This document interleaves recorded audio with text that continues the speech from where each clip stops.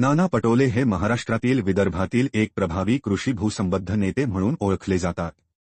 त्यांची राजकीय कारकीर्द सतत बदलणाऱ्या समीकरणांनी आणि स्पष्टवक्तेपणाने भरलेली आहे. ते शेतकरी, ग्रामीण विकास आणि सामाजिक न्याय या मुद्द्यांवर ठाम भूमिका घेत आले आहेत. नाना पटोले यांचा राजकीय प्रवास स्थानिक स्वराज्य संस्थांमधून सुरू झाला. सुरुवातीपासूनच ते कृषीविषयक आणि शेतकरी कल्याणाशी संबंधित प्रश्नांवर आक्रमक होते. विदर्भातील ग्रामीण परिसरात लोकसंग्रह वाढवून त्यांनी स्वतःची स्वतंत्र ओळख निर्माण केली.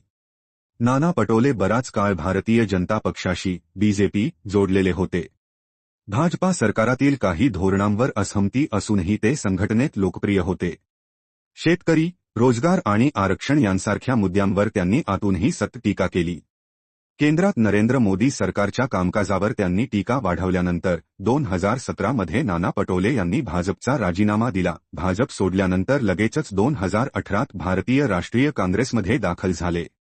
त्यांच्या पुनरागमनाने महाराष्ट्र काँग्रेसला विदर्भात बळकटी मिळाली. काँग्रेसमध्ये प्रवेश केल्यानंतर त्यांनी राहुल गांधींच्या नेतृत्वाखाली शेतकरी कर्जमाफी, न्याययोजना आणि रोजगार विषयांवर ठळक आवाज उठवला. नाना पटोले यांनी भंडारा गोंदिया लोकसभा मतदारसंघातून निवडणूक जिंकली. संसदेतील त्यांचे प्रश्न, विशेषतः शेतकऱ्यांच्या मुद्द्यांवर, व्यापक चर्चेत आले. लोकसभा सोडल्यानंतर ते पुन्हा राज्याच्या राजकारणात सक्रिय झाले. 2019च्या विधानसभा निवडणुकीत काँग्रेसच्या तिकिटावर ते पुन्हा निवडून आले. 2019 मध्ये महाविकास आघाडी सरकार स्थापन झाल्यानंतर नाना पटोले महाराष्ट्र विधानसभेचे अध्यक्ष निवडून आले.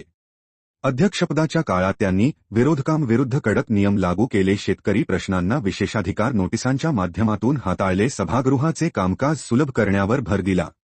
2021 मध्ये त्यांनी अध्यक्षपदाचा राजीनामा दिला कारण महाराष्ट्र काँग्रेस अध्यक्षपदासाठी जबाबदारी स्वीकारायची होती.